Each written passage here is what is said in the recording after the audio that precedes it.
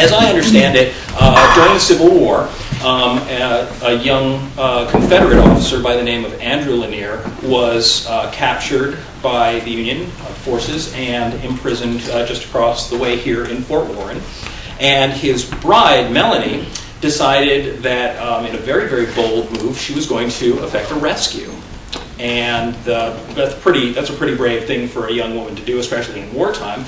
But she booked passage and came up here to Hull, and actually stayed here on the on the shoreline where she could see Fort Warren and plot over the course of apparently a month or so her rescue attempt.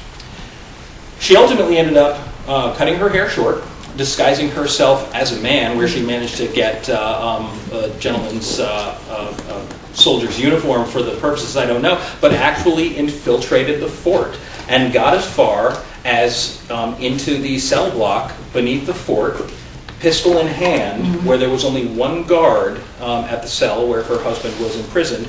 And before she could rescue him, her husband, unfortunately, recognized her, forgetting what he was doing, immediately cried out her name, blew her cover, and in the ensuing fight, Melanie actually fired the pistol that killed her own husband.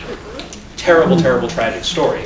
To make it worse, not believing that she was simply there to rescue her husband, which perhaps she would have gotten a lesser sentence for, she ended up being tried and convicted as a spy and was hung. And so she died shortly after her husband, maybe in some cases, I suppose, that being a mercy after what had happened. But the mournful specter of Ms. Lanier is often referred to as the Lady in Black, because having no woman's clothing, they gave her a long black cloak that they had at the fort in order to dress her a little bit more appropriately for when she was hung. And there in that black cloak, she's said to still haunt the ramparts and occasionally even aggressively go after soldiers in the last couple of hundred years who were stationed there.